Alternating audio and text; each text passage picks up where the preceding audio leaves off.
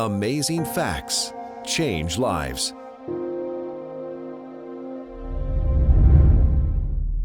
Early 1980s, all the baby boomers were turning 21, and the nightclub scenes were exploding, and I started an entertainment lighting company. I was the president, and there were 6 divisions.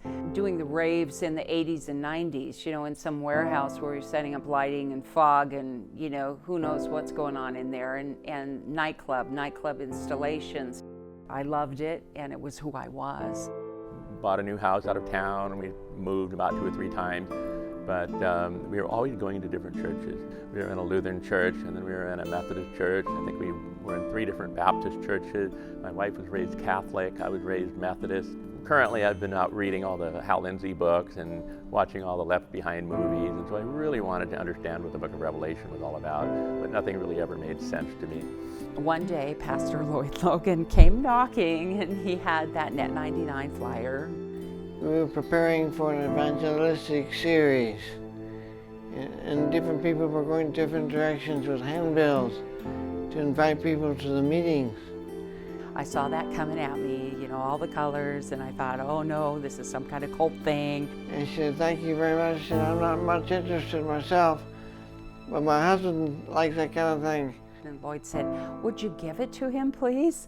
And I said, okay, I will. So I took the pamphlet and I put it on the counter. Gary came home and he walked by it. Ran through the kitchen to quickly eat and take a shower and go back out and work a show. 2-3 days went by like this, and I had moved that brochure from the counter, put it on the dining room table, put it back on the counter. I actually threw it in the garbage. As I threw it in that garbage can, I could hear him and see his face saying, would you give it to him, please? And I actually took the garbage out. And that night, lying in bed, I kept seeing his face and hearing his voice and thinking, oh boy, I gotta get that brochure out of the garbage. And I took that and I put it right underneath the remote control. Bright colors, he'll see it. I finally sat down in my living room and I picked up the remote and I saw that angel holding out that scroll. Whoa, cool, what is this? And I was in the kitchen cooking and I thought, oh no. And I looked at it and I turned it over, and then I saw a little building, a little church building, and it wasn't too far away. It was about 6 houses down, and it said Friday night. And I certainly wasn't going. It wasn't my intention to go. I didn't have any shows going on that night, and so I thought it was a one-night deal. I went, and as I heard about the Millennium Man, I was just blown away. I didn't want it to end. I knew what I was hearing was all from the scriptures, and it wasn't based on Hollywood movies or other books that were written. They said, come again tomorrow night, and I thought, wow, great, 2 nights. So I tried to tell my wife about it, and she still wasn't interested, and then she decided to come. I started to hear the truth, and I started to get fed. Every night after the seminar, they would hand us an amazing facts study guide. I couldn't do those fast enough.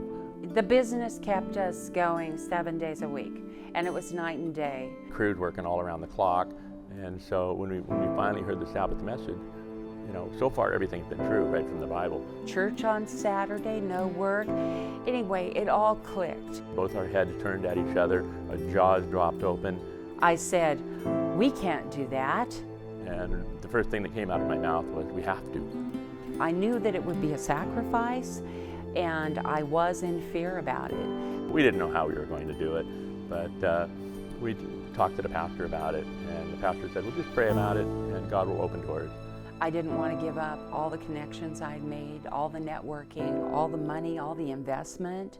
We went to the board and asked them if they would consider closing on Saturday, and they agreed to. So we closed the storefront on Saturday, but we were still doing productions, and that kind of bothered us.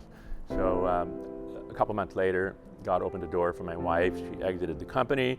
I prayed about it, and God opened the door for me too. Gary, shortly after, was offered a job being paid more money than he made as an owner of the company. He said, I'll give you a $1,000 raise, and you will never work another weekend. And we were able to keep the Sabbath and enjoy the wonderful blessings that God had for us on the Sabbath day. My kids never again had to say, quit talking about work. After the seminar was over, my wife and I and my children were all baptized into the Seventh-day Adventist Church. Even if I gave up everything, I knew that God would have something better.